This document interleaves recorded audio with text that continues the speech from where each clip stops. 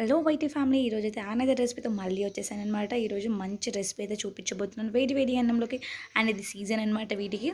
So దీనికోసం గిన్నె పెట్టేసి దానిపైన కొద్దిగా ఆయిల్ వేసేసి, కొద్దిగా జీలకర్ర, కొద్దిగా ఆవాలు, కొద్దిగా కరివేపాకు, ఈ మూడు బాగా వేగాక రెండు పెద్ద సైజు ఆనియన్స్ కట్ చేసుకుని ఇలా చిన్న చిన్న ముక్కలు కట్ చేసుకుని వేసుకొని వీటిని కూడా బాగా ఫ్రై చేసుకున్నాక ఇందులోకి మనం ఫస్టే కట్ చేసుకున్న ఇలా చిక్కుడుకాయలని మొత్తం వేసి ఒకసారి బాగా కలుపుకోండి. ఇలా ఇవన్నీ బాగా కలిపి మగ్గిన తర్వాత కొద్దిగా ఏం చేయాలి అంటే మనము ఒక 2 టమాటోలని ఇంకా చిన్న ముక్కలు కట్ చేసుకుని అవి కూడా వేసుకొని కలుపుకొని కొద్దిగా పసుపు, కొద్దిగా సాల్ట్, కొద్దిగా 2 టేబుల్ స్పూన్ల కారం, కొద్దిగా గరం మసాలా అవన్నీ వేసి వీటిని బాగా కలుపుకోండి. ఇవన్నీ కలుపుకున్న తర్వాత ఆయిల్ మొత్తం పైకి వచ్చేంత వరకు ఉడికించుకోండి. మీడియం ఫ్లేమ్లో పెట్టుకొని ఒక 3 మినిట్స్ ఉడికించుకున్నారంటే మనకు మంచిగా మగ్గిపోతాయి అన్నీ.